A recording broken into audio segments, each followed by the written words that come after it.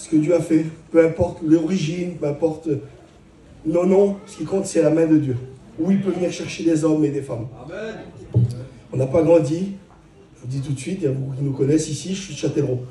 On n'a pas grandi dans un foyer chrétien. Il y a ma mère qui est là. Et puis, voilà, c'était comme ça. C'est ce que je vous dis, je suis obligé de vous dire tous ces points-là. Comprenez jusqu'où Dieu peut venir chercher des personnes. Donc j'ai grandi avec ma mère, qu'est-ce qu'ils ont pu m'apprendre, un peu catholique. Et puis, avec moi, du côté de mon père, qui était d'une autre religion, qui était juif.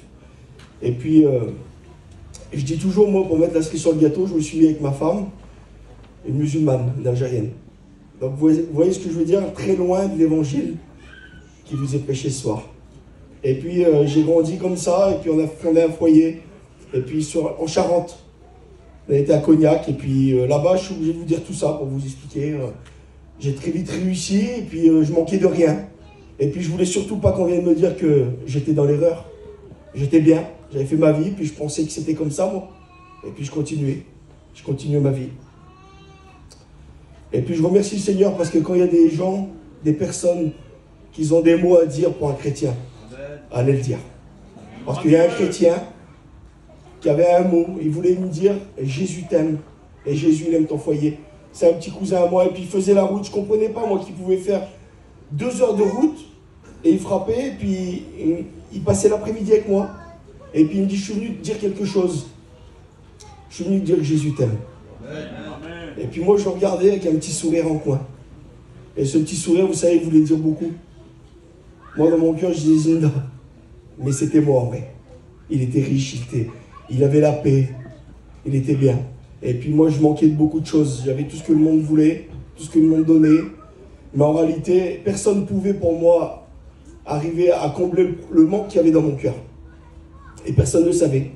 Et puis ma compagne, elle vous expliquera, c'est pour ça qu'elle est là, parce que l'expérience qu'elle a fait, le Seigneur a ouvert la porte dans mon foyer à travers elle. Ma compagne, elle commençait à revenir à sa religion, sa famille disait, tu n'es pas qu'un musulman, ton mari n'est pas musulman, et puis sûrement que tu vas aller en enfer, parce qu'il faut qu'ils se convertissent chez eux, celui qui est avec une femme. Et elle mettait tout en œuvre, mais elle n'y arrivait pas. Et puis le foyer se divisait, c'était le chaos, et il n'y avait plus rien à faire.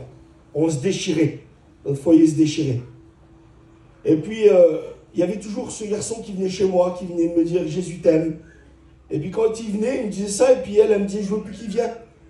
Il existe Jésus chez nous, mais je veux pas qu'il vienne, moi qui te dis ça. Et puis ça continuait comme ça, il insistait, puis je dis « Seigneur, c'est pas vrai, il vient toujours ». Et puis il venait quand même, mais c'était ça. C'était poussé par Dieu, parce que derrière, il y avait une expérience pour mon foyer. Et puis, un jour, il m'a invité à une réunion. Et puis il me disait ça, il me dit « Écoute, il me dit, pourquoi tu ne viens pas à une réunion ?» Et puis j'y étais. Et je me suis assis au fond. Et tout de suite, j'ai vu quelque chose. Ça dépassait mon intelligence. J'ai vu que les gens, ils avaient la paix et la joie. Et que moi, je ne l'avais pas. Malgré les kilomètres, malgré tout ce que je pouvais dépenser, c'était une paix, une joie éphémère. Et puis là, je voyais que c'était vraiment vrai, ça venait du ciel, ça dépassait mon intelligence. Et puis j'ai vu par la suite qu'il y avait la parole de Dieu. Ça n'a pas changé ma vie, mais ça a touché mon cœur, j'ai vu qu'il y avait une vérité. Et puis j'étais attiré comme ça. Et j'allais sans lui dire. Elle ne savait pas, j'allais. Et puis j'étais comme ça peut-être à une dizaine, une quinzaine de réunions. Et puis, à un moment donné, j'ai dit en moi-même, je suis sorti d'une réunion un soir et j'ai dit en moi-même, Seigneur, c'est pas pour moi. C'est pas possible, c'est pas pour moi. Je peux pas à cause de ma compagne, de mon foyer, de mon métier, de ma famille. C'est trop grand. Et puis moi, j'ai limité Dieu ce soir-là. Parce que vous savez, nous, on est limité, mais lui, il est illimité. Quand je suis rentré, j'ai vu à ce moment-là ma compagne qui pleurait puis qui n'avait pas les mots pour me parler. Et je voulais savoir ce qui s'était passé. Et je ne comprenais pas. Et pour la première fois dans ma vie, je ressentais la présence de Dieu. Et elle me dit, écoute, je vais te dire quelque chose. Tu ne vas pas me croire, mais quoi? Jésus, c'est la vérité. Elle dit, tu vas me prendre pour une folle. Je dis, écoute, au moment où tu me dis ça, là, je reviens d'une réunion. C'est ça le Seigneur qui vous est prêché ce soir. C'est le Dieu des miracles. Et je voulais qu'elle vous explique comment il a ouvert la porte dans mon foyer. Amen. Amen. Donc moi, je suis née dans une famille algérienne musulmane. Et puis on a grandi comme ça, dans l'islam. Donc pour moi c'était normal, j'avais la vérité. Et au début, c'était pas un problème pour nous parce que on s'occupait pas trop de la religion. Moi j'étais pas trop pratiquante. Voilà, je faisais ramadan, je mangeais pas de porc. Et c'est quand on a eu des enfants après que ça a commencé à poser problème. Et chez moi, j'ai toujours imposé, j'ai jamais voulu qu'ils ramènent une Bible. J'ai toujours imposé les choses devers nous. Donc chez nous, il y avait un Coran, des versets du Coran, il y avait tout ce qui m'appartenait, mais lui, je voulais pas qu'il ramène quelque chose devers lui. Et quand on a eu des enfants, là, pour moi, c'était logique que je les élève dans l'islam. Pour moi, il avait pris une arabe, il fallait qu'il prenne tout ce qui va avec. Donc c'était logique. Et ça a commencé à mettre des divisions entre nous parce que pour les prénoms, le fait qu'ils ne mangent pas de porc, le fait que je voulais les élever dans ma religion. Et chez nous, là, on pense beaucoup à l'enfer, on pense beaucoup... on a un Dieu on a la crainte de Dieu, on a peur d'aller en enfer, on a un Dieu qui... C'est un poids en vrai, la crainte d'aller en enfer, toujours, la crainte de pécher. Et de là, j'ai fait des crises d'angoisse, parce que pour moi, mon foyer, ça allait pas. On n'était pas en règle devant Dieu. Alors j'ai fait des crises d'angoisse, j'étais dépressive, ma famille ne me parlait plus comme je m'étais mis avec lui. Et j'ai fait des grosses dépressions, j'étais sous antidépresseurs. Et puis j'ai fait des tentatives de suicide. L'ennemi, là, il me disait qu'il fallait que je me tue. Ça me disait ouvre la fenêtre, jette-toi par la fenêtre. Je prenais des cachets. J'avais plus de solution. Et un soir, j'ai fait une grosse crise d'angoisse, je ne pouvais plus respirer.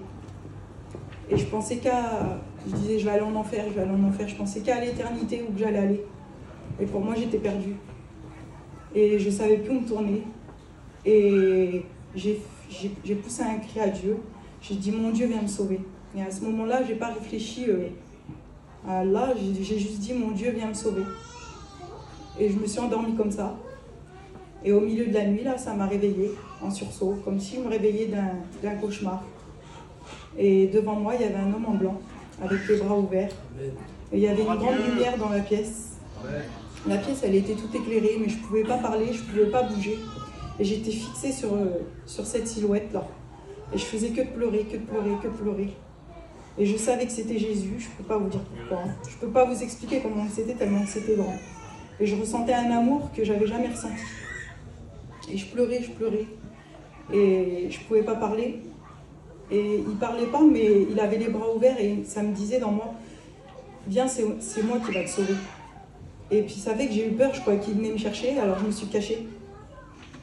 Et le lendemain, là, je dis, comment ça se fait que j'ai vu Jésus? Pourquoi je n'aurais pas vu Mahomet? Et je dis, ça se trouve, tellement que je suis loin de ma religion, ça se trouve, c'est le diable qui veut me faire changer de religion, alors je vais me mettre vraiment à fond dans ma religion. Alors je lisais pas le Coran, moi, je faisais ma religion par tradition. Et là, je dis, je vais lire le Coran, je vais mettre le voile. Vraiment, je vais me mettre à fond dedans. Et ça fait que j'ai commencé à lire le Coran. Et j'ai commencé à chercher Dieu dans le Coran. Et j'ai pas trouvé le Dieu que j'avais vu là. J'ai pas trouvé... ça allait pas. Et je dis, Dieu, il peut pas être comme ça. Et j'ai comparé Jésus, Mahomet, j'ai fait plein de recherches. Et dans moi, ça me disait, lis la Bible, lis la Bible. Et c'était un combat, pour moi, c'était un combat à l'intérieur. Je voulais pas lire la Bible. Et ça me poussait tellement à lire la Bible, là, j'ai dit, je vais lire la Bible, et j'en avais pas, alors j'étais sur Internet. Et ça fait que j'ai pris la Bible, et j'ai pris le Nouveau Testament. Et j'ai lu le premier livre, le livre de Matthieu. Et toutes les paroles de Jésus étaient écrites en rouge. Et je lisais toutes les paroles en rouge, là. Et toutes les paroles, je les buvais. Et il y a eu le verset, venez à moi, vous tous qui êtes fatigués et chargés, je vous donne ce verset-là, je l'ai pris pour moi. Et j'ai tout de suite compris que c'était par Jésus qu'il fallait passer. J'ai compris pourquoi il était mort. J'ai compris que c'était pour me sauver. J'ai tout de suite voulu me convertir. Je n'ai pas cherché à mon compagnon, je n'ai pas cherché à ma famille, à rien. Tout de suite, j'ai voulu donner mon cœur à Dieu. Je dis comment faire? Parce que je ne connaissais pas les réunions, je ne connaissais rien du tout. Et dans moi, là, il y a une voix qui m'a dit, va dans ta chambre, ferme ta porte, mets-toi à genoux et confesse que je suis mort sur la croix pour tes péchés. Gloire à Dieu. Et j'ai tout de suite obéi. Et à ce moment-là, quand je me suis mis à genoux, là, et que j'ai dit Jésus, je confesse que tu es mort sur la croix pour mes péchés, je te donne mon cœur et je te demande de rentrer dans mon cœur. À ce moment-là, là, toute l'angoisse, tout ce qui était pas bien, les choses, tout est parti. Il y a eu un poids qui est parti de moi. J'ai été une nouvelle personne, il m'a transformée. Et je l'ai pas dit tout de suite. Et puis j'ai dit, je dirai pas, il va me prendre pour une folle. Et puis tout seul, il m'a dit, t'as changé, t'es plus comme avant. Et jusqu'à ce soir-là, là. Et maintenant, je remercie Dieu parce qu'il nous a sauvés. Je remercie Dieu parce qu'on a un foyer chrétien. Je remercie Dieu parce que c'est un Dieu qui répond aux prières. Il y a mon fils qui joue pour Dieu. Je remercie Dieu. Il y a ma belle-mère qui a donné son cœur à Dieu. Je remercie Dieu. Nos familles. Ma famille, elle a accepté que j'étais chrétienne. Et puis voilà, maintenant, on essaye d'être une lumière pour eux. Amen. Voilà, c'est notre expérience. Les religions, ils n'ont rien pu faire pour nous. Celui qui a pu faire, c'est Jésus. Si le chapiteau est dressé là, un jour, ça va s'arrêter, ça. Les frères, vous voyez, là, ils vont partir un jour. Tardez pas, donnez votre vie à Dieu. Il revient bientôt. Que Dieu vous bénisse.